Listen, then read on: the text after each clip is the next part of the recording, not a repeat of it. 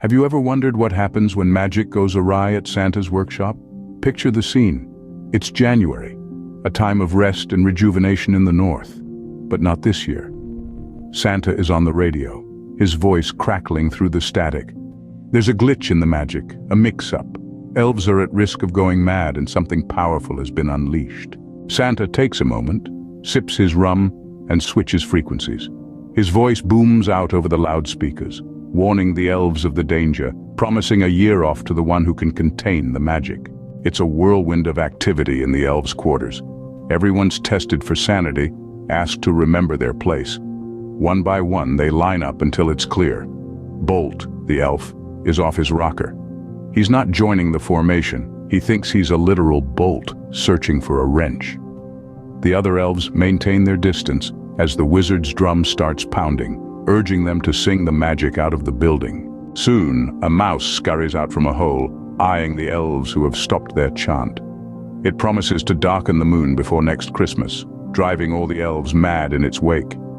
The mouse falls over, the magic seeping out of it and into the moonlit night, casting shadowy clouds on the horizon. Santa is in his office, contemplating. There's no time for rest, not until the magic is contained or reversed. He orders the choir to the recording studio, to rearrange Christmas music, to confuse the magic. Meanwhile, Mrs. Claus is in the brewery, conjuring her own magic. She fills a spray bottle with strong beer, adds pine needles, and starts humming ancient, forgotten winter ritual songs. A shadowy figure appears at the window, breathing frost onto the glass.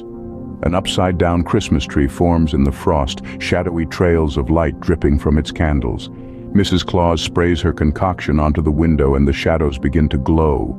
The magic flees into the night. With her magical beer in hand, Mrs. Claus heads to the elves' quarters. Bolt is there, in a state reminiscent of a severe hangover. She sprays the beer into his mouth, and he revives. They now have a way to stave off the madness, a small comfort in these dark times. Santa sends a shaman elf to deliver the beer to the wizard, to wake him from his stupor. The elf travels on a broomstick, a gift from a witch 100 years ago. It's not cold if you dress warmly, and the compass at the end of the broomstick guides his way. Back at Santa's workshop, the elves' choir is ready. Their voices echo from the loudspeakers as the night darkens and the magic grows stronger. All the elves have spray bottles filled with pine beer, but they still need the wizard's help to control the magic. Santa blows his horn from his office window and tries to wake the moon from its sleep before the magic covers the space between it and Korvatunturilla. However, the moon does not wake up. Muri comes from the elf to Santa's office and suggests waking up the moon at the Christmas party in January. Let's cut down a big Christmas tree and make a bonfire out of it. Oh my queen, that is a great idea. The cryptic elf echo stops from the loud voices, and there is an order to make a big bonfire out of the Christmas tree. Under the flaps and over the branches covered with needles. Now let's wake up the moon. The elves drink beer and efficiently chop the fir tree, and soon the party is ready. At the same time, the wizard appears as if out of nowhere, refreshed without even a hangover from magic. Everyone gathers around the campfire and the wizard begins to speak in a loud voice in Elvish to the moon. Then it happens. The moon wakes up, opening her eyes and lets out a long yawn. What's going on here echoes in the upper air.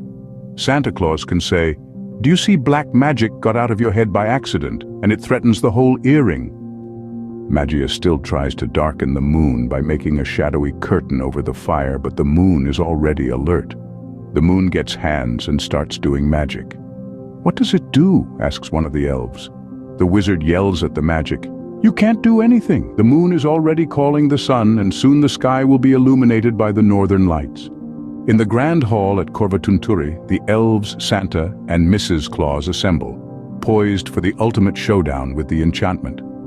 Armed with spray bottles filled with potent pine beer, the elves' eyes sparkle with unyielding resolve. Leading the battalion with booming voices over the loudspeakers, Santa and Mrs. Claus inspire everyone with their messages of bravery and optimism. The enchantment retaliates, proving to be a powerful adversary. but the collective effort of everyone gradually manages to suppress it.